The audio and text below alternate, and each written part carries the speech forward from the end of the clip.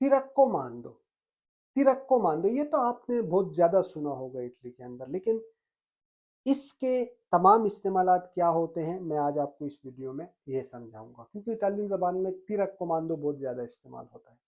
दरअसल रक्कोमांदो ये बनता है इटालियन ज़बान के वर्बो रक्कोमंदारे से।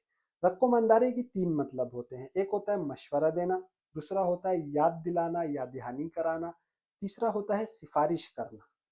अब ये सिफारिश करना जो होता है इस पे ज़रा आप कंफ्यूज मत हो जाना, क्योंकि सिफारिश जो होती है उसका मतलब होता है आपकी तारीफ करना, ठीक है, आपको हाईलाइट करना, ठीक है, आपके बारे में मज़बत, आपकी मज़बत इमेज आगे करना है, ठीक है। सिफारिश का मतलब ये नहीं कि जो है एक बंदा नाहेले तो उसको फ़ोन करके नौकरी दिलवा दी, वो भी होती है, लेकिन सिफारिश का जो बेसिक मतलब होता है, यानी मैं और आप एक नौकरी के लिए अप्लाई करते हैं, मैं अहल हूँ, आप नाअहल हैं, मेरी सलाहियतें ज़्यादा हैं, आपकी कम है, एक मिसाल। लेकिन अब अंदर दफ्तर में मेरा कोई दोस्त जानने वाला है जो वहाँ काम करता है, हालांकि मेरे पास सलाहियतें भी ज़्यादा हैं आपसे, काबिलियत भी ज़्यादा है, सब कुछ ज़्यादा है, लेकिन फिर भी वो मेरी सिफारिश करता है, यार आप इस बंदे को रख लें क्योंकि ये इस नौकरी के लिए अच्छा है। तो सिफारिश ज़रूरी नहीं कि उस वक्त की जाए जब आप अहल ना हो या जब आपको वो चीज़ ना मिलने वाली हो और सिफारिश करके दिला दी जाए, बल्कि सिफारिश उस वक्त भी की जाती है जब आप अहल हों और आप ही का हक हो, लेकिन सिफारिश करके आपको सिर्फ हाईलाइट किया जाता है, ठीक है ना। तो सिफारिश का मतलब समझ लें। तो अब चलते हैं मिसाल की तरफ। Se tu vuoi diventare fluente in italiano, ti raccomando di ascoltare l'italiano tutti i giorni. Se tu vuoi diventare fluente in italiano, ti raccomando di ascoltare l'italiano tutti i giorni. अगर तुम इटालियन ज़बान रवानी के साथ बोलना चाहते हो तो मैं तुम्हें मशवरा देता हूँ इटालियन ज़बान रोज़ाना सुनने का। यानी कि अगर तुम इटालियन ज़बान को रवानी से बोलना चाहते हो तो मैं तुम्हें मशवरा देता हूँ कि इटालियन ज़बान को रोज़ाना सुनो। अब यहाँ मशवरा देता हूँ, मशवरा देना, तिरक को मान दो, ठीक है, यानी तिरक को मान दो का मतलब हो गया मैं तुम्हें मशवरा देता हूँ। अब दूसरी मिसाल, Ti raccomando, il dottor Rossi è davvero un medico eccellente. Ti raccomando, il dottor Rossi è davvero un medico eccellente. मैं तुम्हें डॉक्टर रोसी की सिफारिश करता हूँ, वो वाकई एक बेहतरीन डॉक्टर है।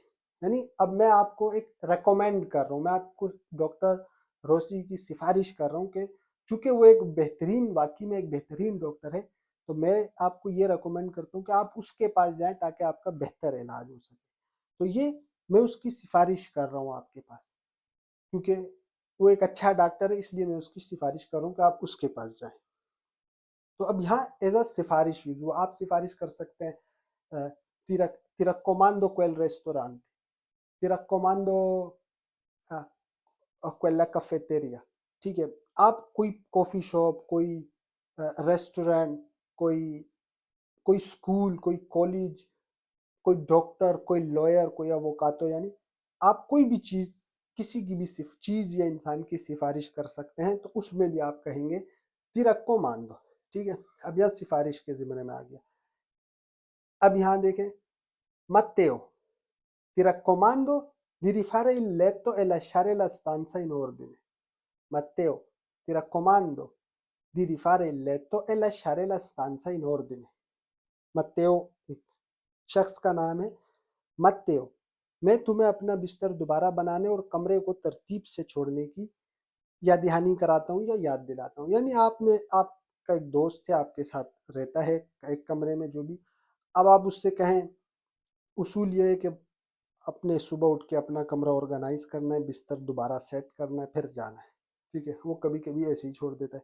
अब आप उसको याद दिला रहे हैं, याद दहानी करा रहे हैं कि ऐसा ना हो कि उलट करो, याद दिला रहा हूँ कि किस तरह करना है। तो आप कहते हैं Matteo, यहाँ पे Matteo, ti raccomando di rifare il letto e lasciare la stanza in ordine.